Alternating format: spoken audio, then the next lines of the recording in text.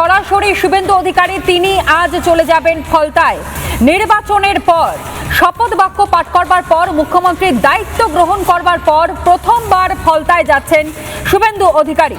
ফলতায় বিজেপির কার্যালয়ের উদ্বোধন করবেন এবং একই সঙ্গে একগুচ্ছ কর্মসূচি রয়েছে, যার মধ্যে রয়েছে কর্মী সভাও। ডায়মন্ড হারবার পুলিশের সঙ্গে বৈঠকও করবেন মুখ্যমন্ত্রী শুভেন্দু অধিকারী। আগামী 21শে মে ফলতায় পুনর্নির্বাচন রয়েছে। পুনর্নির্বাচন যাতে সুষ্ঠুভাবে হয় সেই কারণেও কিন্তু বৈঠক শুভেন্দু অধিকারী রয়েছে পুলিশ আধিকারিকদের সঙ্গে।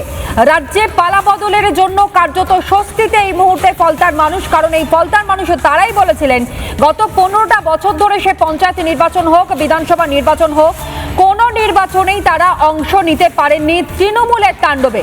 প্রচুর মানুষের উচ্ছ্বাস আমরা দেখতে পাচ্ছি, একদিকে ঢাকঢোল বাজছে, অন্যদিকে সাধারণ মানুষ ও দলীয় কর্মী সমর্থকরা তারা কিন্তু একেবারে আনন্দে মেতে উঠেছেন। আজকে মুখ্যমন্ত্রী শুভেন্দু অধিকারী তিনি আজকে আসছেন এবং এই ফলতায় তিনি আজকে কর্মী সভা করবেন, তার আগে ডায়মন্ড হারবারে একটি প্রশাসনিক বৈঠক করবেন। মুখ্যমন্ত্রী শুভেন্দু অধিকারী সেই কর্মী সভায় দলে দলে যোগ দেবেন।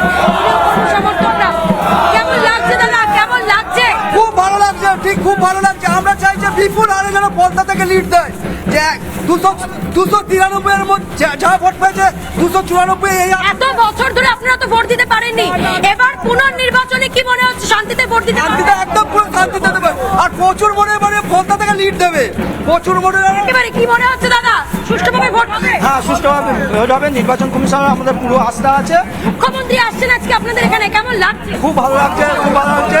আর আমরা শুভেন্দুকে ফলতার আসনটাকে বিপুল হারে জিতিয়ে জয় দিতে চাই। আপনারা কি যাবেন কর্মী সভায়? অবশ্যই যাবে, সবাই যাবে।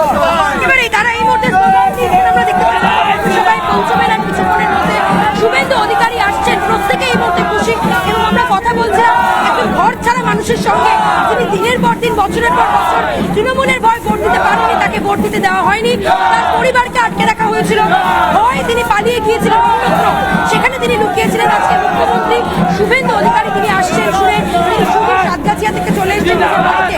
এত বছর পরে তিনি বাড়ি ফিরেছেন।